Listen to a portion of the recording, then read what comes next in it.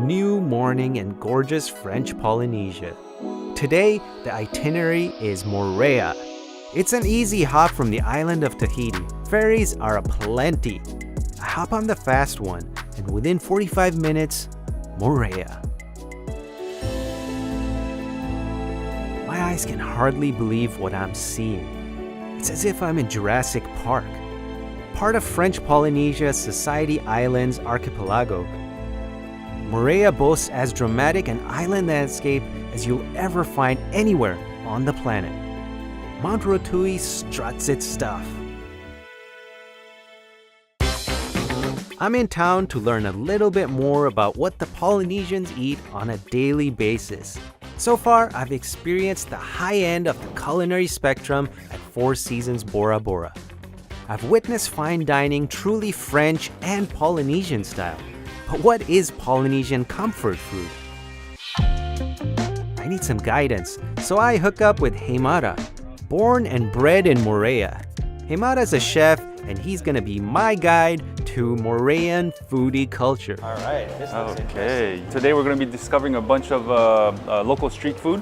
So the food culture here in Tahiti, there's 3 different cultures involved, yeah? We have Tahitian, French, and Chinese. Gotcha. It's like 3 very different cultures. Very distinct, very different. Very different, but somehow here in Tahiti, that's the melting pot that we have, and that's what makes our food. So as we're going to be tasting different foods today, just keep that in mind. Okay. The fusion of those 3 cultures. I'll put on that lens. Yes, put on good. that lens. Sounds good. So over here we're gonna have a pineapple, and then what we do, we put a prune powder on there.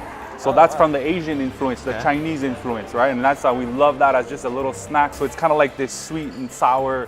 All right, pineapple, All right. first thing that I taste in the morning. Yes. Prune powder. Prune powder. And as we all know, prune is known for its, how shall I say, bowel movement properties. So Well, hopefully we won't have it that today.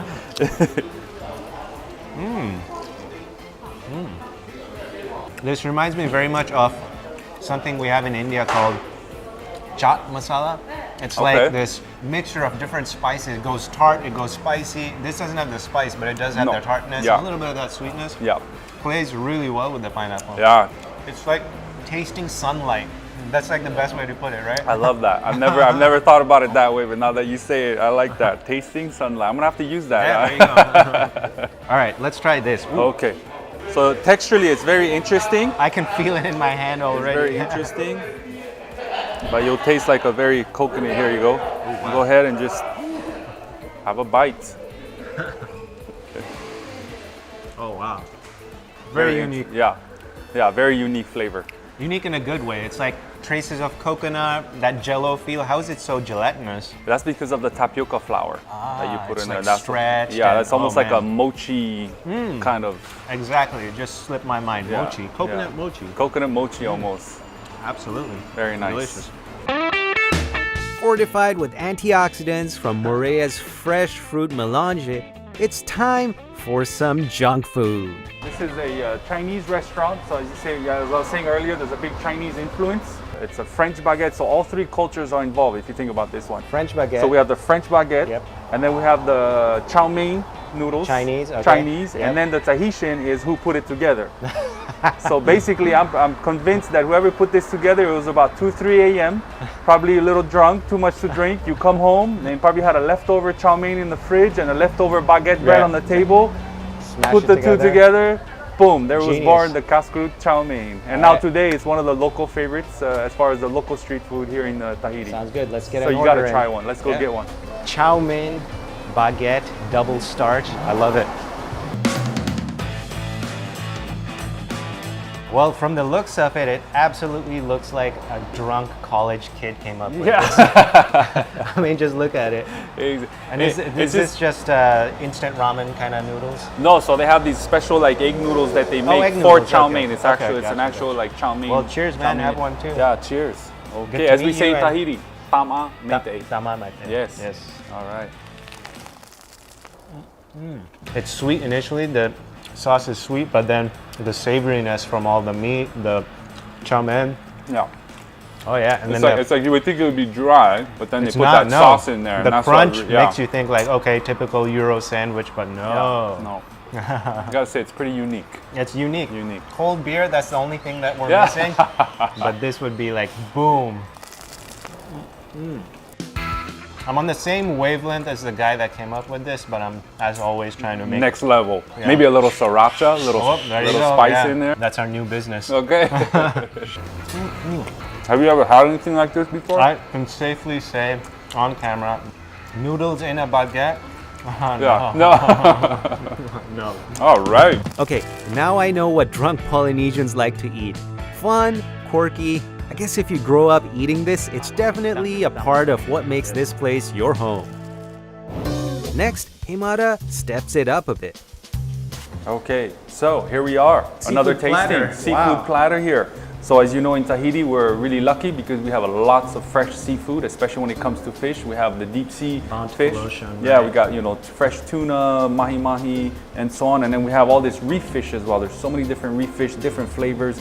So over here, we got two different types of preparations. So the first one over here, we have a tuna tartare with some avocado. It's avocado season right now. And then a crispy wonton. So we got the French-Asian fusion Blend going right on there over going here. on, yeah. And then the second dish over here in the middle, we have poisson cru, which is our national dish. It's the course, yeah. raw fish with coconut milk. Over here, this is, you could say this is kind of like our dessert. It's called poe. So we have a little lime here. Okay, so I would recommend we'll put a little lime on this one. Okay. Put a little lime on this one. Oh yeah. All right, so what I recommend, we'll spread this tartare evenly on here, like that, boom. Okay. Okay, and then we're gonna eat this kind of like a tostada. Ah, You take it with our hand like that. So this is gonna have that good kind of like, the soft of the fish and then the crisp. So anyway, cheers, amigo. cheers. Yeah. Yeah. Just need a moment to sit back and enjoy this. I can't even talk to camera Yeah. right now. Yeah, lots of good natural flavors. I know. Don't need anything fancy. It's just all. That's what I simple, love natural about it. flavors. Island specialties, whatever is fresh, not much done to it. All the seasonal ingredients. I mean, literally, you can't ask for anything better. You really can. I mean, this is literally just the ingredients itself with a little lime, maybe a little olive oil, just to kind of bind it all together, and that's it. Yeah. Nothing fancy. Whatever Mama Nature provides. Exactly. Just a little bit of know-how. Exactly. It goes a long way. Yeah, exactly. I need more of this in my life. Oh, Yeah. We'll go to the next one. So Now, poisson this cru. is nothing new, but is in poisson cru, do they always use tuna, or it can be any? All right, so that's a good question. So today it's always with tuna.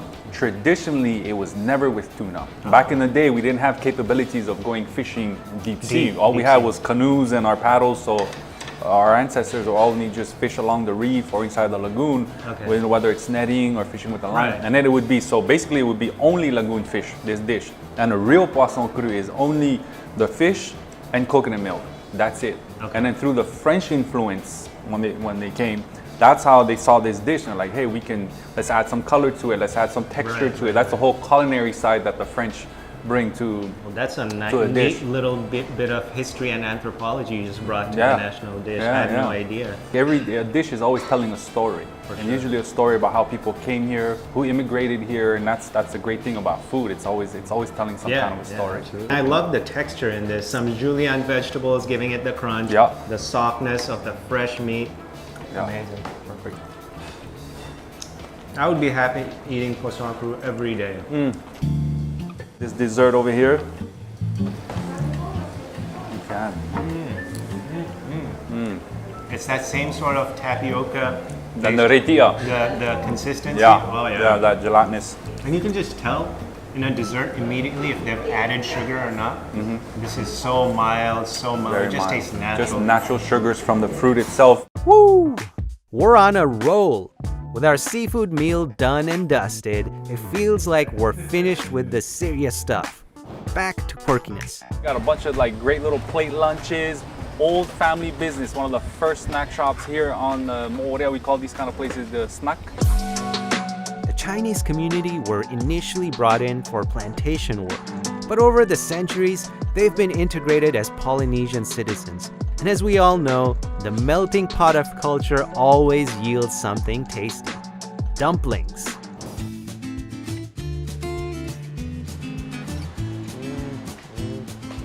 I bet when you drive past this place, you're always like, should I Should I not? I always usually go with I should. Unfortunately, the I should always wins. I always stop. I always like to get a couple of these. Sit right here, maybe a little coffee. Yeah, for two sure. dumplings. Yeah. It's perfect. I like how meaty it is. It's just minced chicken. It's just filled with chicken. Yeah. More Carrot- stuffing, less shell. That's always the classic recipe for a good very dumpling. straightforward. With what feels like the most eclectic jumble of food ever, my stomach is confused but happy. It gets even more confused and happier at our next stop, Alo Pizza.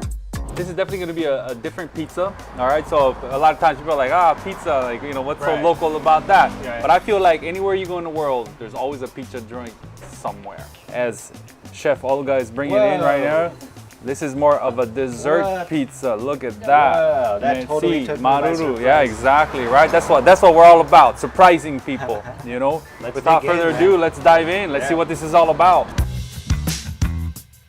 Okay, I'm gonna kick this off. Give it a piece over here. Wow. Oh, man. Wow.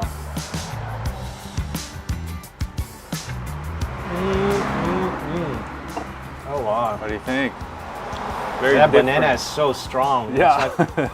It's like if a crepe made love to a pizza. Yeah. Hey, that's an interesting. And I've been really liking your analogies. of Yeah. all the different foods we've been having man. today. Yeah, you know, I'm taking some notes. All right, let me eat some of this. Super strong banana essence, a little bit of chocolate, and that cream. Yeah, so what I really like about this is, so you got the dough, and then you got that nice layer of the cream. And then you got the bananas, that sweetness of the bananas, the chocolate, and then the homemade whipped cream in there with that little bit of vanilla is just such a good balance. You have all that awesome traditional dessert balance, but then the char on the dough takes you back to, hey, pizza crust, Yeah, you know? yeah. The texture brings you back to Oh, I the, love that. like. Well, it totally took me by surprise because I was expecting like, all right, what, are they gonna have a seafood twist on the pizza? But man, this is like a good first date tactic. Yeah. You know what I mean? Just like totally dazzle your date with Surprise this. your date with this for sure. That is awesome. This is Okay, I'm about ready to throw in the towel, but Heimata promises me the next stop is going to be light, refreshing, and it's one of the island's specialties. So we head into a nearby plantation and come across some of Polynesia's other gems. And finally, we sit down for some refreshing pineapple juice, another island specialty. This was a good call, man. Fresh pineapple juice in the hottest part of the day. and the beautiful view. Oh, that just goes without saying. I stopped saying Yeah. that on this episode, man. I'm done with that. You're done with that every place we go. Manuya. Manuya, all right? Manuya, my friend. Yes. Maruru. Did they add anything to this? All natural. Unreal. All natural, my friend. A sweet way to end a sweet journey on the island. Yes. I'm glad we got to do this, and thank you for Thank you. for coming. Cheers. Yeah. A super fun way to explore the gorgeous island of Moorea. These guys keep it real. Now, the island does have more serious food options, but my pinballing tour was a real local's delight.